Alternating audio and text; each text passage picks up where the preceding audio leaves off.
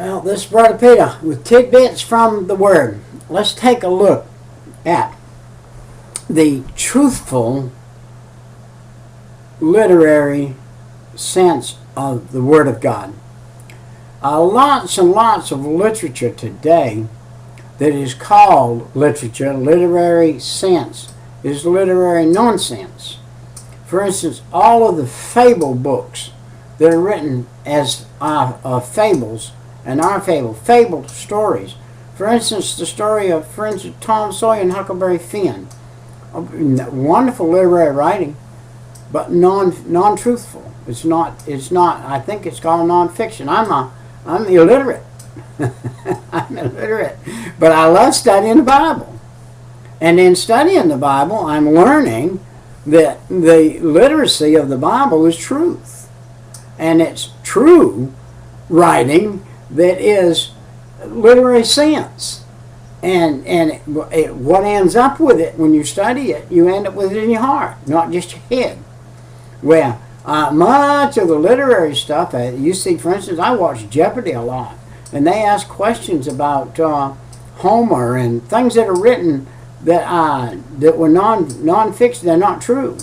And so therefore, people have them in their head, but not their heart. But when you study the literature of the Bible, it becomes heartfelt. You begin to get it in your heart, because it is heart-written literature. It's literature written from the heart. It said, "Thy glory, O Israel, is slain upon the high places. How are the mighty fallen?" He tells of his personal grief and the loss of one that he loved. This is David talking about losing his brother Jonathan. Was Jonathan his brother? Yes, in God he was his brother. In the Lord he was his brother. Other than that, he wasn't his brother, but he was in God. He said, "I am distressed for thee, my brother Jonathan. Very pleasant has thou been unto me. Thy love to me was wonderful, passing the love of a woman." Listen, these two guys had a friendship that was better than the love of a woman. The love of a woman was a passing thing for David, but the love of Jonathan was not a passing thing. He was his brother until the day he died. He was a love. A great masterpiece in the Bible is the book of Job. What a masterpiece of literature. Even in a sense, to me, some of it's a little boring to read. Some of it was a little boring to read, but it was great. I don't think there's anything written anywhere that would equal the literary sense or merit of the Bible. The Bible has literary sense and has merit that comes into your heart. Wow, this is something. I think even the greatest poets who've written good poetry. My daddy's poet, but I've got some of them. My daddy loved poetry. My grandmother was a poet. She wrote a book by Addie Hutchins, poems by Addie Hutchins, and she wrote a cookbook, cooking by Addie Hutchins, and very literary people. My daddy was a very literary person, but nothing surpassed the Bible like to him. He knew the Bible from cover to cover. My daddy never marked in his Bible, but I could ask him anything about the Bible. I could say, where was a story of a man sitting under a tree eating a chestnut or something, and he'd tell me where it was. He knew it. Why do the righteous suffer? The literary sense, the people that were righteous that wrote the Bible, they suffer because of the world literature. The quote, quote, literary people of the world that are not in the Bible. This is a wonderful book. It's written in language that is understanding. It is figuratively language, a lot of it. It's figurative. It leads you to something. And it leads you from something. For instance, when David talked about Jonathan being his brother, if you know the story, Jonathan loved David so much he gave him his kingly robe, his kingly sword, his kingly everything. Gave David his kingdom. He said, I'm supposed to be the next king, but I want you to be the king in my place. That's how much he thought of David. Both thought, language, and poetry in this book are wonderful. The language of the book, the Bible, is wonderful. It's extraordinary. It's beautiful. It's superb. Golly, I don't know. It's the descriptions you can't put on it. There are descriptions you can't put on it. It's so wonderful. And what the second part of the wonderfulness of it is, from a literary sense, it's wonderful. But the literature goes in your heart, not just your head. Wow. The Old Testament is a library. It's a library of prose. It's a library of poems. It's a library of love stories, of humor, of psalms, of songs, of narratives, of things that were going to happen. And like, for instance, when Elijah, the bears came out, the kids came out, and he sicked a bear on them. It's Proverbs, it's wisdom, it's prophecy, it's history, it's law. It's just more literature in one book. 66 books in one book. It's more literature than all the rest of the literature in the world. The reason why is living literature. But do you know what Jesus said? Jesus said in the 33 years he was walked on this earth that there wouldn't be enough books to write what he said and did. There wouldn't be enough books to write and do what he said he did. I tell you what you do, and I've tried it. You sit down in the morning. First second your feet hit the floor. Right down, my feet hit the floor. By the time you get done eating breakfast, you'll have a book, a small book written. By the time you get to work, you'll have another small book written. By the time you get done eating dinner, you'll have a pretty good sized book written. I'm talking about writing second by second, minute by minute. You can't keep up with it. You can't write it down fast enough. And this great book of marvelous literature contains a library of treasures that you and I, if we study it day after day, will never fathom all of it. We'll never fathom it all. If we study it day after day, constantly, we'll never get it all fathomed. And yet, it all can be written in your heart. You know you're going to be known in heaven as you're known on the earth? Do you know the more you know about God's Word, the more you know about the people, the more you know about Matthew, Mark, Luke, and John, the more you know about the Old Testament prophets, when you get to heaven, you're going to know them. You're going to be able to talk about the stories of Moses crossing the Red Sea, leading the people out, the wall of fire holding the Egyptians back, the Egyptians coming in there, and then just as they get to the other shore, the water coming down and killing the whole army. Wow. Amazing. How would you, in today's literature, how would you classify the Bible? The average person couldn't do it because they don't know how to classify it. I've had people classify it as a book of myths, a book of things that never happened. Wow. I don't know how you could read these prophets and think it never happened. Because you can trace it back in history. You can trace it back in history. Historians will back up what we see in the Bible. The Bible's a historical book.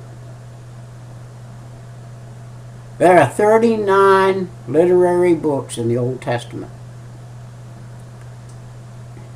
Each one of those literary books have a segment of time.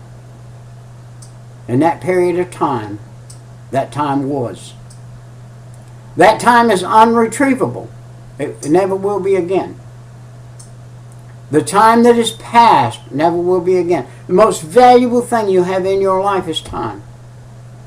What are you doing with your time? Are you growing spiritually with your time?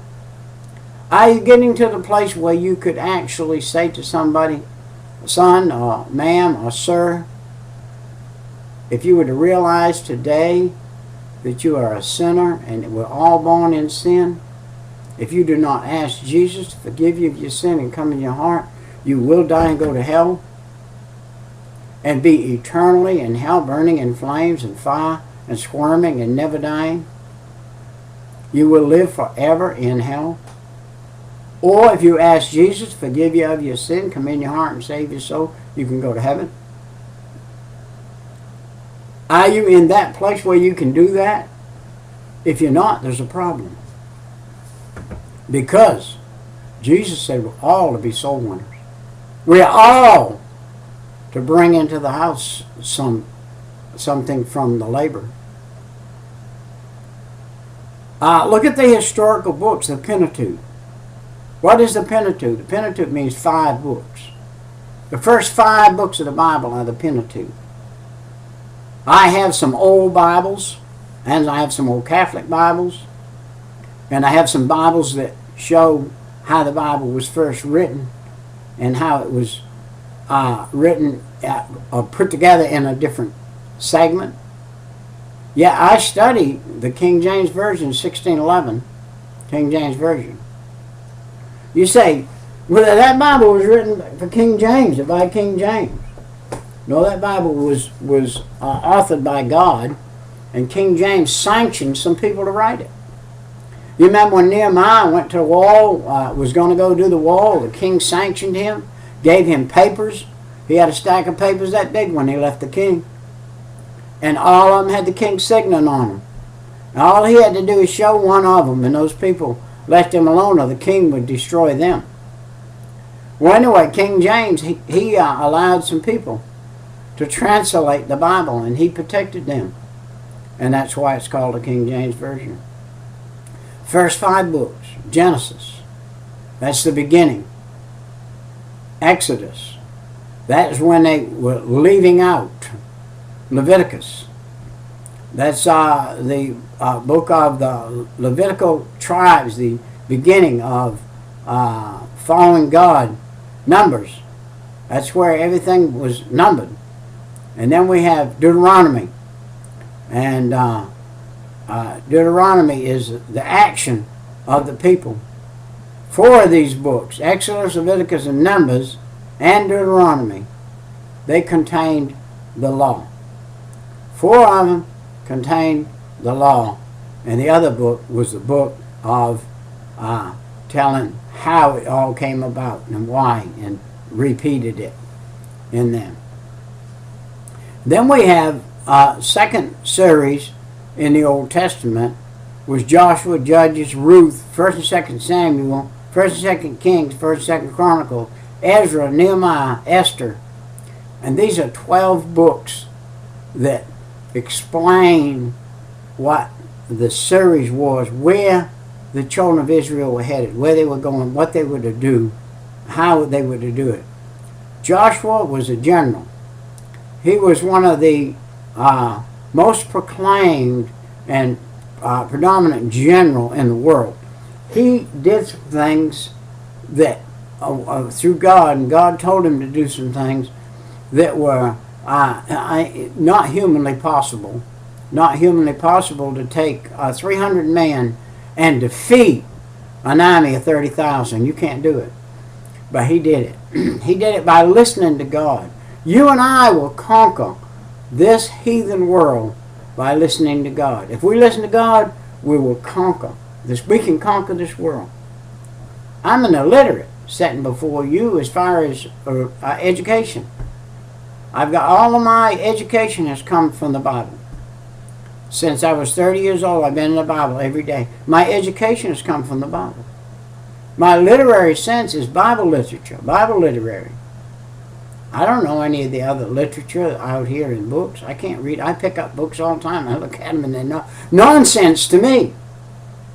Where I can pick up the Bible, open it up, and it's not nonsense. It's heartfelt. And then we have the poetical books. There are 6 of those. Job is, I don't know what you'd call it. You remember when the flood took place? And the great deluge of the flood came on the earth and everything? The book of Job is kind of like that.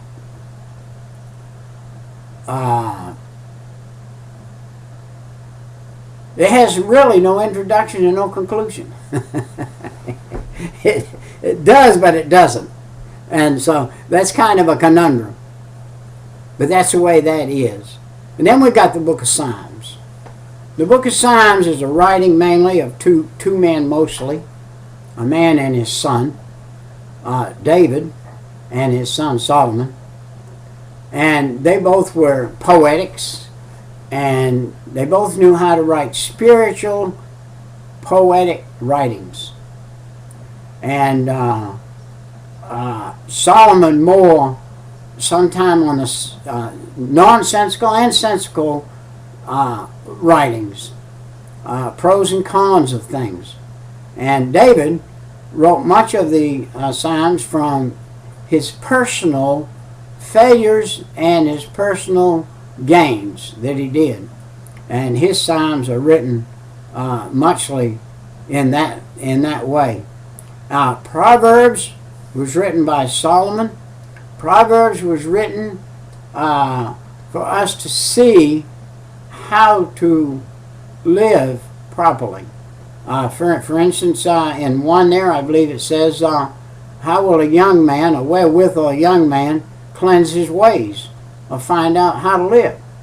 And by following God, of course. And then in the last one there, in 31, it says, can a man find a virtuous woman? And it goes on to tell what a virtuous woman is. Now, I married one, by the way. I didn't marry her by choice in the sense of human choice. I married her with divine providence. That God had this girl set out for me. I'm on the other side of the United States acting like a fool, and she's on this side of the United States, and God sent me all the way over there to meet her. I saw her one time, and the first time I saw her, I said, she's going to be my wife. I had no idea. I didn't have too much of an idea about girlfriends even. And I said, she's going to be my wife. And the guy that I was walking with, I told that to, he said, that's my girlfriend. I said, she ain't no more. And she was going to be my wife. She was 17 then. I was just a squirt myself. And but I knew she was going to be my wife. And 3 or 4 years later, she was. So here we are, back in the Bible. All right. Introduction, conclusion, Proverbs. Proverbs. That way we were Proverbs. Proverbs is, you want to find out some wisdom? Go to Proverbs. Go to Proverbs, find out some wisdom. Anything you want to know, you can find in there, and it will relieve you from searching in other places for things you can find there. Ecclesiastes. Ecclesiastes was a book sometimes people think were, even though it's partly poetical and everything, but people think it was babblings of a man that in the flesh, where God allowed it to be in the Bible, so therefore it was God ordained that it be in the Bible, even though it is some fleshly thoughts. And for instance, how many people think about this is a time to be born, a time to die? We know that as a fact, but we don't think about it. But Solomon wrote it down. There's a time to born and a time to die. There's a time to gather up rocks. And there's a time to take down rocks. Wow. In other words, he's saying you might build a building on that land with rocks. And then there's a time you may take all them rocks down and do something else with that land. Or you may build a stone wall. And you may buy another piece of land and move the stone wall over there. He said there's a time to be born and a time to die. A time to put rocks up, a time to take rocks down. There's a time to love and a time to hate. You can love when your loving's time, and then if there's a war comes about, you can hate. You can hate doing it, but you got to do it. And a time of war. There's all kinds of things that he wrote about in Ecclesiastes. And then there's the Song of Solomon. Song of Solomon is a love story. Truth of the matter is, it's a picture of the church and Jesus Christ. The truth of the matter is, it's a picture of the church and Jesus Christ. And you can say no, and you can say no, and you can say no, and one day God will say to you, like he said to me the day I got saved, I'm going to talk with you right now, or this is the last time. I ain't talking to you no more. That's what I believe God said to me. The last time he was going to talk to me is 3 o'clock in the morning, November 5th, 1972. This is it. I looked up at heaven and said, God, I'm a sinner. Forgive me of my sin. Here I am today, 72. In pretty good health. Still working, still doing things. And then you got the book of Lamentations. Lamentations was Jeremiah weeping over the situation that he saw the world in. He saw the world in a terrible situation, and he's weeping over the world. And then you got the prophetical books, the books of prophecy. Isaiah tells of things that are to be, things that were, and things that will come. That's a conundrum, because I just said 4 things that meant the same thing. Past, present, and future. That was Isaiah. Jeremiah came on the scene as a weeping prophet. And as he came on the scene, he cried for the people. I mentioned a little while ago about some bunch of boys came up there and threw rocks at him because he's bald-headed and cursed him. And he called the bears out of the wood and told the bears to go get them boys. Hey, he was so in touch with God that he could direct the animals of what to do. Listen to Ezekiel. Wow. Ezekiel prophesied the day we live in. Prophesied the airplane, the train. Prophesied all the things we live in today. I covered all these prophets a while back. Daniel. Daniel had great vision. Daniel saw the world. He saw the beginning. He saw the end. God gave Daniel a picture of the head of the world and the foot of the world. All the way down to the feet and the toes.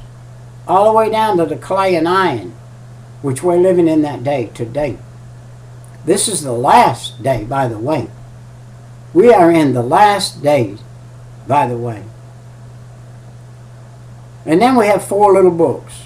Hosea, Joel, Amos, and Obadiah.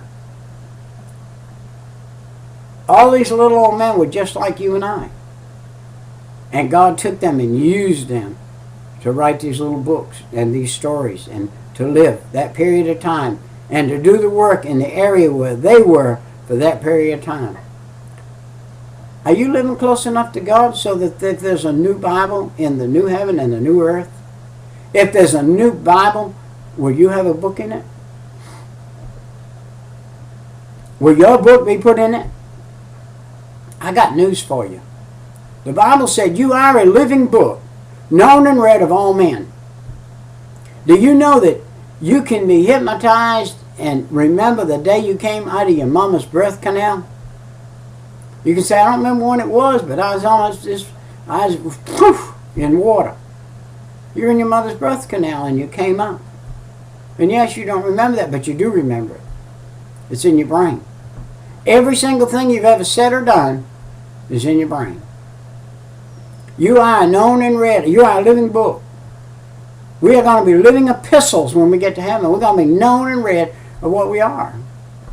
What kind of book are you going to be? What kind of book are you today?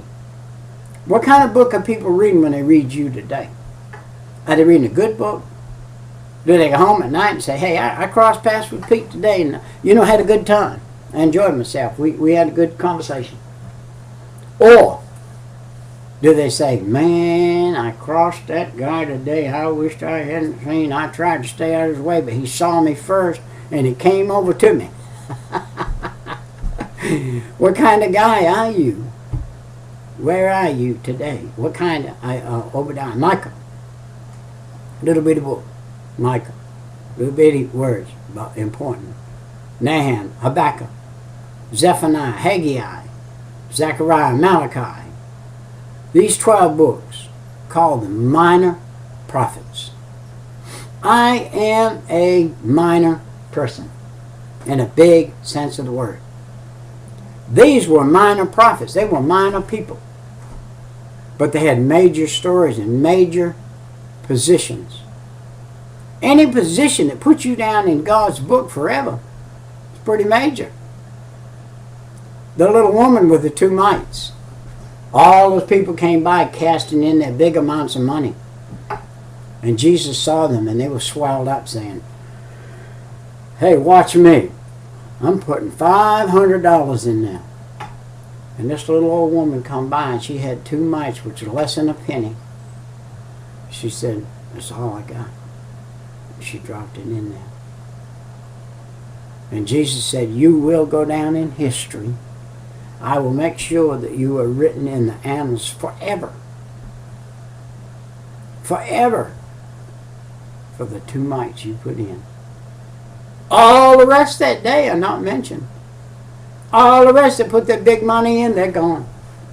Here's this little woman put the 2 mites in. Imagine what those 2 mites are worth now, 2,000 or 3,000 years later, in heaven. Imagine the interest they have drawn. Imagine that we're talking about her today. We're talking about her today. That's a memorial to her. A memorial to her is us talking about her today. That's what Jesus said. He said, I'll make much of you because you did. You gave all you had. Are you giving all of yourself? Are you giving all of yourself? Questions. Questions I ask. I'm not trying to belittle people or hound people or anything. I'm just asking a question that you could ask yourself. Am I giving all today? I think I fail in that area, perhaps.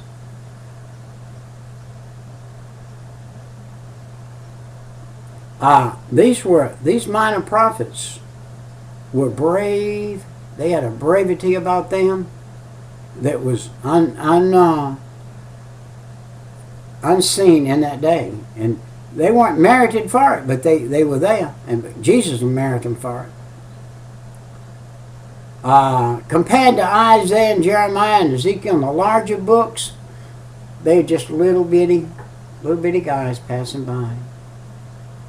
You know the little bitty guy is important because some things the little bitty guy will say is what's going to make somebody else come along that'll be a big guy someday.